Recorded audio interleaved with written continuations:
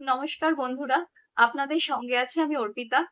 সঙ্গে অর্পিতা পরিবারের সাথে যুক্ত হওয়ার জন্য আপনাদের সকলকে জানাই আন্তরিক ধন্যবাদ। আর যারা এখনো সঙ্গে অর্পিতা পরিবারের সাথে যুক্ত হননি, তারা চ্যানেলটিকে অবশ্যই সাবস্ক্রাইব করে দিন। সাবস্ক্রিপশন বাটনের পাশে থাকা বেল আইকনটা প্রেস করে দিন, যাতে আমার আপলোড করা সমস্ত ভিডিওর নোটিফিকেশন আপনারা সাথে সাথে পেয়ে যান। Baby care related, child psychology related useful tips পাওয়ার জন্য চ্যানেলকে কিন্তু অবশ্যই সাবস্ক্রাইব করে রাখতে পারেন। তো বন্ধুরা, চলে আসি আজকের আলোচনায়। আজকের আমাদের আলোচনার বিষয় হলো বাচ্চাদের জ্বর। বাচ্চাদের জ্বর, সর্দি, কাশি। এখন চলছে বর্ষাকালের সময়। এই সময়টায় আমরা ডাক্তারখানায় গেলেই কিন্তু দেখতে পাই প্রচুর পেশেন্ট, আর ম্যাক্সিমাম শিশুরই হয়েছে জ্বর। তো বাচ্চার যদি একটু গা গরম হয়, আমরা বাবা মায়েরা প্রচন্ড কিন্তু চিন্তায় পড়ে যাই। কি হলো, কেন হঠাৎ করে আবার জ্বর আসলো? হয় কিনা বলুন বন্ধুরা? নিশ্চয়ই হয়। তাই বাচ্চার জ্বর এলে সাথে সাথেই আমরা কি করব বুঝতে পারি না। আমরা হয়তো আমাদের বাচ্চার প্রাথমিক যেটুকু করণীয় সেটুকু আমরা ঠিক করে করতে পারি না, এত চিন্তা করি। সাথে সাথেই আমরা ডাক্তারের কাছে নিয়ে যাওয়ার জন্য অস্থির হয়ে যাই। তো আজকের ভিডিওতে আপনাদের এই যে চিন্তা হয় বাচ্চাকে নিয়ে জ্বর হলে, সেই চিন্তার কিছুটা হলেও আমার মনে হয় আমি কমাতে পারবো।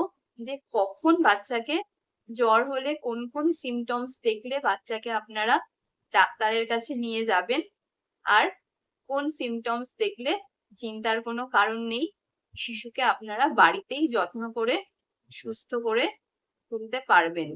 আর জ্বর শিশুদের কেনই বা হয়? জ্বর হলে কি সত্যি আদৌ চিন্তার কিছু আছে? তো এই বিষয়গুলো নিয়ে, এই প্রশ্নগুলোর সব উত্তর নিয়ে আজ আমি ডিটেলসে আপনাদের সাথে আলোচনা করব। একটু স্কিপ না করে পুরো ভিডিওটা মন দিয়ে শুরু থেকে শেষ পর্যন্ত শুনুন, দেখুন। শিশুর জ্বর যদি হয়, তাহলে শিশুর একটু অস্বস্তি হয়, কারণ জ্বর হলে শিশু খেতে চায় না। তো শিশুর অস্বস্তি হলেও বাবা মায়েরা এটা মনে রাখবেন, জ্বর কিন্তু অ্যাকচুয়ালি কেন হয় বলুন তো? জ্বর হয় শিশুর শরীরে ধরুন কোনো রোগ হয়েছে, কোনো ইনফেকশন হয়েছে, সেই ইনফেকশনের সাথে আপনার শিশুর শরীর লড়াই করছে, ফাইট করছে। আর তখন তার সিমটম স্বরূপ আপনি শিশুর গাটা গরম দেখতে পান। তাহলে শিশুর গা একটু গরম দেখলেই চিন্তিত হওয়ার কারণ নেই। এটাই ভাববেন যে আমার সন্তানের শরীরে যে রোগটা হয়েছে সেটার এগেনস্টে কিন্তু আমার সন্তানের শরীর লড়াই করছে, তাই জন্য তার জ্বর জ্বর দেখা দিয়েছে বা গাটা একটু হালকা গরম হয়েছে। আর বেশিরভাগ জ্বরই যেহেতু ভাইরাল ইনফেকশনের কারণে হয়, আর আমরা জানি ভাইরাল ইনফেকশন 3 দিনের বেশি থাকে না, তাই বেশিরভাগ ক্ষেত্রেই দেখা যায় শিশুদের যে জ্বর হয় সেই জ্বরটা 3 দিনের বেশি স্টে করে না। তাহলে আসুন জেনে নিই কখন বুঝবেন যে আপনার শিশুর জ্বর হয়েছে। আপনি বলবেন শিশুর গা গরম হলেই তো জ্বর হয়েছে, এটা আবার বোঝাবুঝির কি আছে? হ্যাঁ বন্ধুরা, শিশুর একটা নির্দিষ্ট টেম্পারেচার যখন ওঠে, গা ধরুন আমাদের নর্মাল যে টেম্পারেচার সেটা হচ্ছে 98.4 ডিগ্রি ফারেনহাইট। এই টেম্পারেচারের বেশি হয়ে গেলেই শরীরের তাপমাত্রা, তখনই কিন্তু গাটা হালকা গরম আমাদের মনে হয়। তখন আপনাদের কি করণীয়? আপনাদেরকে যেটা করতে হবে, তখন থার্মোমিটার বলে একটা যন্ত্র আছে যেটা দিয়ে জ্বর মাপা হয়, সেই থার্মোমিটার দিয়ে শিশুর জ্বরটা মাপতে হবে। যদি দেখেন থার্মোমিটারের টেম্পারেচার 100 ক্রস করে গেছে, তখন বুঝবেন আপনার শিশুর শরীরে জ্বর হয়েছে। 100 এর নিচে যদি টেম্পারেচার থাকে, সেক্ষেত্রে আমি বলবো, আর আপনার সন্তানের যদি হালকা ঠান্ডা লেগে থাকে, সেক্ষেত্রে আমি বলবো চিন্তার কোনো কারণ নেই। ওই ঠান্ডা লাগা সর্দি থেকেই কিন্তু গাটা হালকা গরম মনে হচ্ছে, সেক্ষেত্রে আপনাদের চিন্তার কোনোই কারণ নেই। ঠান্ডা লাগা কমে গেলে ওই গা গরম ভাব এমনিই কমে যাবে। তাহলে বন্ধুরা ১০০ র ওপরে যখন আপনার সন্তানের টেম্পারেচার উঠবে থার্মোমিটারে, তখন কিন্তু আপনার সন্তানের বুঝবেন জ্বর হয়েছে।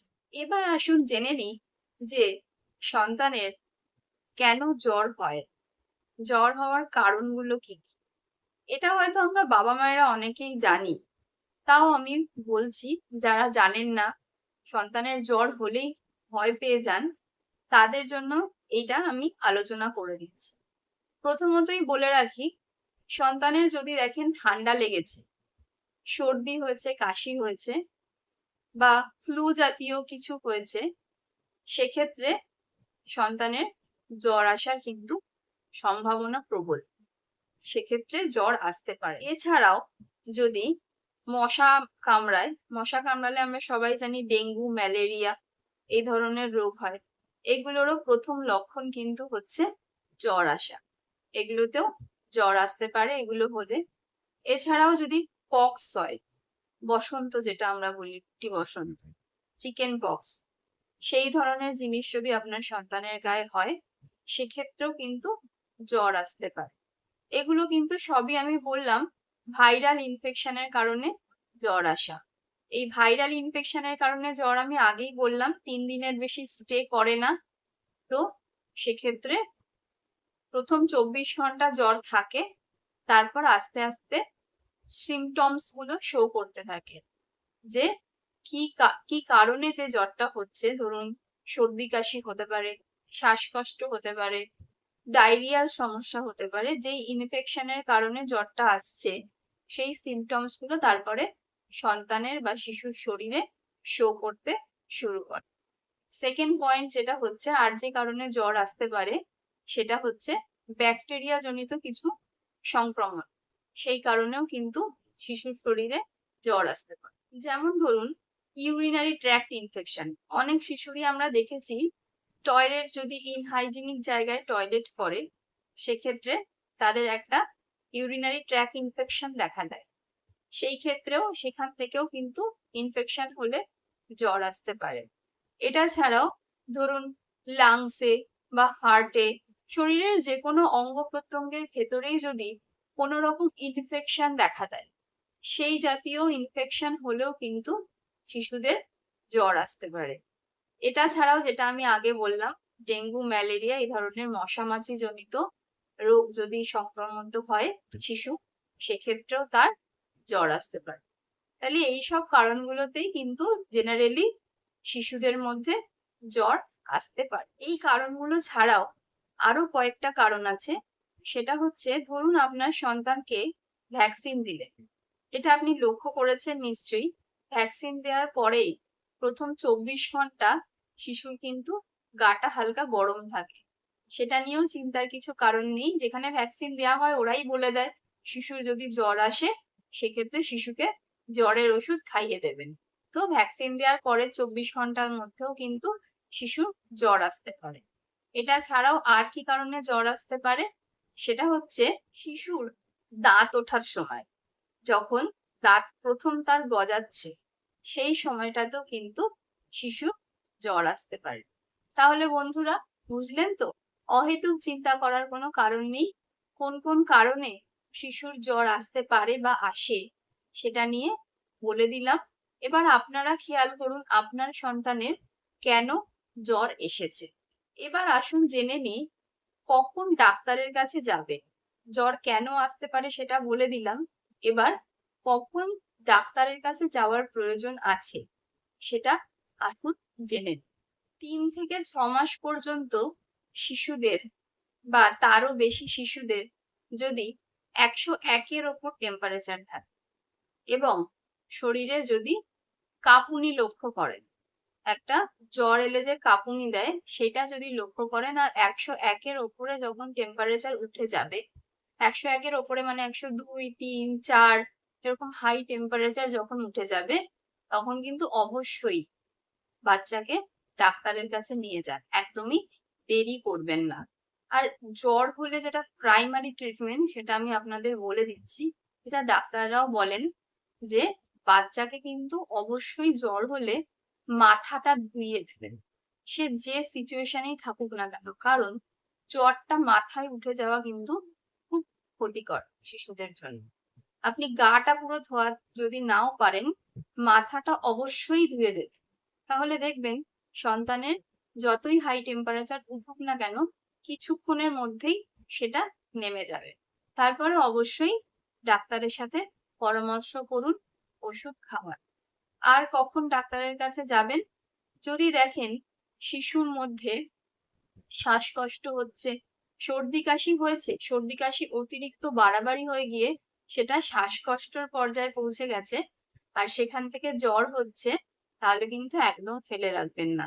তাহলে ডাক্তারের কাছে যাবেন। এটা ছাড়াও যদি ডায়রিয়া হয়ে যায়, ডায়রিয়া থেকে জ্বর আসছে, মানে পেটে ইনফেকশন হয়েছে আরকি, সেখান থেকে ডায়রিয়া হয়েছে, ডায়রিয়া থেকে জ্বর আসছে, তখনও ডাক্তারের সাথে কনসাল্ট করা কিন্তু বাধ্যতামূলক। অনেক বাচ্চাদেরই আমরা দেখেছি জ্বর হলে পরে জলের একটা ক্রাইসিস দেখা দেয়। শরীরে জলটা কমে যায় ভীষণভাবে। যেমন ধরুন বাচ্চা কাঁদছে অথচ চোখ থেকে জল বেরোচ্ছে না। এরকম কিন্তু আমরা অনেক ক্ষেত্রেই দেখি। তো সেই সব ক্ষেত্রে যখন জলের ডিহাইড্রেশনটা যখন হয়ে যায় বাচ্চাদের জ্বর হলে পরে, তখনও কিন্তু অবশ্যই ডাক্তারের সাথে কনসাল্ট করা মাস্ট। তারপরে আর কখন যাবেন? যখন ধরুন আপনার সন্তান ধরুন জ্বরের কারণে নিস্তেজ হয়ে পড়েছে, কোনো খেলাধুলাতেই তার আর ইন্টারেস্ট নেই। একটা বাচ্চাদের মধ্যে তো ইন জেনারেল একটা খেলার টেন্ডেন্সি থাকে। যতই তাদের শরীর খারাপ হোক না কেন, বাচ্চারাকে কিন্তু আপনি শুইয়ে রাখতে পারবেন না। কিন্তু যদি দেখেন আপনার সন্তান এতটাই শরীর খারাপ যে সে বিছানা থেকে উঠতেই পারছে না, নিস্তেজ হয়ে পড়ে আছে, তখন কিন্তু সেটা সত্যি ভীষণ চিন্তার বিষয়। তখন ডাক্তারের পরামর্শ নিতে একদম দেরি করবেন না। এটা ছাড়াও জ্বর হলেই আমরা দেখেছি শিশুদের মধ্যে এক ধরনের খিঁচুনি দেখতে পাওয়া যায়। মানে হাত পা গুলোকে মানে আঁকড়ে ধরে, খিঁচুনি দেখতে পাওয়া যায়। সেই জিনিসটাও কিন্তু ঠিকঠাক লক্ষণ নয়। সেটা হলে পরেও কিন্তু ডাক্তারের সাথে কনসাল্ট করা মাস্ট। তারপরে আর কখন ডাক্তারের সাথে কনসাল্ট করবেন? শিশুর শরীরে যদি জ্বর চলাকালীন কোনো রকম র‍্যাশ দেখতে পান, লালচে বা বেগুনি কালারের যদি কোনো র‍্যাশ দেখতে পান, সেটাও কিন্তু ডাক্তারের সাথে কনসাল্ট করবেন, সেটাও কিন্তু চিন্তার বিষয়। তাহলে বন্ধুরা বুঝতেই পারলেন কোন কোন সিম্পটমস আপনার সন্তানের মধ্যে দেখলে জ্বর চলাকালীন সময় ডাক্তারের সাথে কনসাল্ট করা মাস্ট। তখন কিন্তু সেটাকে ফেলে রাখা যাবে না। সেই সিম্পটমস গুলো আমি আপনাদের সাথে শেয়ার করে দিলাম। আপনারা যদি আপনার সন্তানের মধ্যে জ্বর চলাকালীন সময় এই ধরনের কোনো সিম্পটমস দেখেন, তাহলে অবশ্যই ডক্টরকে দেখিয়ে নেবেন। আসল ট্রিটমেন্টটা তাহলে কিন্তু শুরু হবে। এবার চলে আসি কিভাবে ঘরে আপনার সন্তানের জ্বরে আক্রান্ত শিশুর যত্ন নেবেন। ঘরেতে তো কিছু আমাদের বন্ধুরা করতেই হয় প্রাইমারি ট্রিটমেন্ট। সেই প্রাইমারি ট্রিটমেন্টটাই আমরা বাবা-মায়েরা অনেকেই এতটা টেনসড হয়ে যাই শিশুর যখন জ্বর হয়, সেই প্রাইমারি ট্রিটমেন্টটাই আমরা করতে পারি না বা ভুলে যাই। তো আজকে আমি সেটা আপনাদের সাথে ডিটেইলস এ বলবো যে জ্বর হলে প্রাইমারিলি আমরা মায়েরা সন্তানকে কি ট্রিটমেন্ট দেব ডাক্তারের কাছে নিয়ে যাওয়ার আগে। সেই ট্রিটমেন্টটা আপনাদের সাথে আজকে আমি শেয়ার করছি। শুনে নিন। একটু আগেই বললাম যে জ্বর হলে শিশুর শরীরে কিন্তু জলের একটা অভাব দেখা দেয়। তাহলে আমাদের মায়েদের কি কর্তব্য থাকবে? জ্বর হলে শিশুকে পরিমাণ মতো, দরকার হলে একটু বেশি পরিমাণেই জলটা খাওয়ান, যাতে তার শরীরে জলের অভাবটা তৈরি না হয়। আর শিশুকে একটা আরামদায়ক পরিবেশের মধ্যে রাখুন। ৩ মাসের কম বয়সী শিশুকে জ্বর হলে কখনোই ডাক্তারের পরামর্শ ছাড়া জ্বরের ওষুধ কিন্তু খাওয়াবেন। এটা আপনাদের কাছে অনুরোধ রইল। আমরা বাবা-মায়েরা অনেকেই ৩ মাসের কম বয়সী শিশু বুঝতে পারি না, জ্বর হয়, একটা জ্বরের ওষুধ আমরা খাইয়ে দিই। সবার বাড়িতেই আজকাল জ্বরের ওষুধ থাকে, আমরা খাইয়ে দিই। কিন্তু এই ভুলটা করবেন না। কেন বলছি? কারণ ৩ মাসের কম বয়সী শিশুদের মধ্যে সেই ধরুন ওষুধের কোনো একটা সাইড এফেক্ট হলো, সেটাকে রোধ করার মতো ক্ষমতাটা তাদের মধ্যে কিন্তু থাকে না। আর ডক্টর কনসাল্ট করে ওষুধ দিলে ডক্টর আপনার সন্তানের ওয়েট দেখে সেই মতো ওষুধের ডোজটা ঠিক করে দেন। তাই ওষুধের ডোজটা না জেনে নিজের মতো করে অত ছোট বাচ্চাকে জ্বরের ওষুধ একদমই খাওয়াতে যাবেন না। তাতে কিন্তু হিতে বিপরীত হতে পারে। তারপরে চলে আসি আর কি করতে পারেন আপনারা বাড়িতে। 9 মাসের কম বয়সী শিশুদের ক্ষেত্রে যদি জ্বর হয়, সেক্ষেত্রে কিন্তু বাচ্চার মেইন ওষুধ হচ্ছে মায়ের বুকের, কারণ সেই বয়সী বাচ্চারা তো আর বাইরের সেইভাবে কিছু খাবার-দাবার খায় না। তো তারা মেইন কিন্তু পুষ্টিটা পায় বুকের দুধ থেকে। তাই বাচ্চার যদি জ্বরও হয়, বাচ্চাকে কিন্তু কন্টিনিউয়াসলি ব্রেস্ট ফিড করাতে থাকুন। সেই ব্রেস্ট ফিড করালে তার জলের চাহিদাটাও পরিপূর্ণ হবে এবং সেখান থেকে তার যতটুকু যা পুষ্টির দরকার সেটা কিন্তু সে খাবে এবং সে দ্রুত সুস্থ হয়ে উঠবে। তাই 6 মাসের কম বয়সী শিশুদের অবশ্যই বেশি পরিমাণে জ্বর হলে আরো বেশি পরিমাণে ব্রেস্ট ফিড করা। আর কি করবেন? জ্বর হলে আমাদের শরীরের মেটাবলিজম যে রেটটা, সেই রেটটা কিন্তু অনেকটা বেড়ে যায়। সেই মেটাবলিজম রেট বেড়ে যাওয়ার জন্য শিশুর কিন্তু খুব বেশি পরিমাণে ক্যালোরির প্রয়োজন হয়। যতটা ক্যালোরির প্রয়োজন আমাদের নরমালি, তার থেকে শিশুদের বেশি পরিমাণে ক্যালোরির প্রয়োজন হয়। সেই ক্যালোরিটাকে তো আপনাকে ফিল আপ করতে হবে। যখন BMR টা বেড়ে যাচ্ছে, মেটাবলিজম রেটটা যখন বেড়ে যাচ্ছে, সেই ক্যালোরিটা ফিল আপ করবেন কিভাবে? সেই ক্যালোরিটাকে ফিল আপ করার জন্য শিশুকে কিন্তু খাওয়াতে হবে। আপনি বললেন যে জ্বর হয়েছে, বাচ্চা খেতে চাইছে না, বাচ্চাকে খাওয়ালেনই না, তাহলে কিন্তু বাচ্চা আরো দুর্বল হয়ে পড়বে। জ্বর হলে বাচ্চা খেতে চাইবে না, কান্নাকাটি করবে, মুখে তেতো ভাব থাকবে, বমি, বমি ভাবও কোনো শিশুর মধ্যে থাকতে পারে। সবই জানি। সবই আমরা বাবা-মায়েরা সবই জানি। কিন্তু তা সত্ত্বেও আমাদেরকে কিন্তু এই ক্যালোরির চাহিদাটা পূরণ করার জন্য সন্তানকে বারে, বারে খাওয়াতে হবে। কিছু খাওয়াতে হবে। আপনি বলবেন যে হ্যাঁ, খাওয়াতে হবে বলে তো আপনি আপনার সন্তানকে জোর করে খাওয়াবেন না। জোর করে খাওয়ালে কিন্তু হিতে আরো বিপরীত হতে পারে। তার কিন্তু বমি, বমি ভাবটা আরো বেড়ে যেতে পারে বা তার খাওয়ার ইচ্ছাটাই চলে যেতে পারে। এমনিতেই জ্বর হলে খাওয়ার ইচ্ছা থাকে না। তাহলে সন্তানকে কিভাবে খাওয়াবেন? এই সময় এই সময় আপনার শিশুকে আস্তে, আস্তে পরিমাণে অল্প খাবার বারবার করে দিয়ে, দিয়ে তার ক্যালোরির চাহিদাটাকে পূরণ করতে হবে আপনাদেরকে।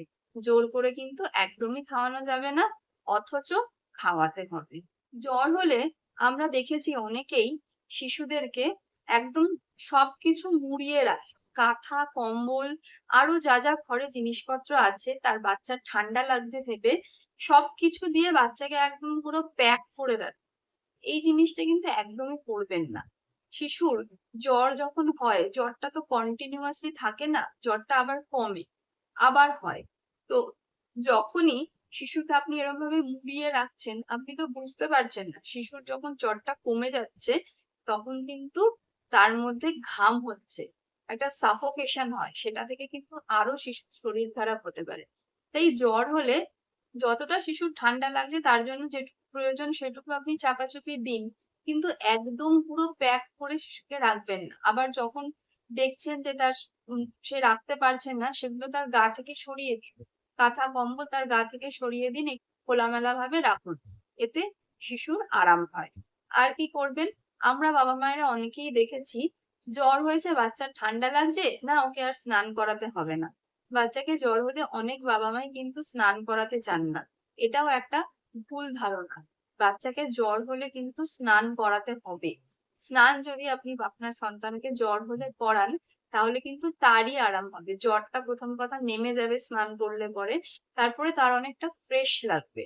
শরীরে যে একটা জড়তা ভাব থাকে জ্বর হলে পরে, শরীরটা গুটিয়ে থাকে, কিছুই ইচ্ছা করে না। স্নান করালে অনেকটা ঝরঝরে লাগবে শরীরটা। তাহলে বাবা-মায়েরা বুঝতে পারলেন, জ্বর হলে আপনার সন্তানকে প্রিলিমিনারি ঘরেতে কি, কি করাতে পারেন ডিটেইলস এ আলোচনা করলাম। আর কখন আপনার সন্তানকে ডাক্তারের কাছে নিয়ে যেতে হবে আর্জেন্ট বেসিস এ, সেটাও আপনাদের সাথে শেয়ার করলাম। আর যদি কিছু আপনাদের প্রশ্ন থাকে এই বিষয়ে, সেটা কিন্তু আমাকে কমেন্ট করে জানাতে ভুলবেন না। আবার আমি অন্য কোনো ভিডিওতে সেই বিষয় নিয়ে আলোচনা করব। আবার দেখা হচ্ছে আপনাদের সাথে পরবর্তী এপিসোডে অন্য কোনো বিষয় নিয়ে। সেই পর্যন্ত আপনারা সবাই খুব ভালো থাকুন, দেখতে থাকুন সঙ্গে অর্পিতা। আর আমার এই আলোচনা যদি আপনাদের ভালো লাগে, অবশ্যই একটা লাইক করে দিন আর অন্যান্য বন্ধুদের কাছে শেয়ার করে পৌঁছে দিন আমার এই আলোচনা। আশা করি তারাও উপকৃত হবে।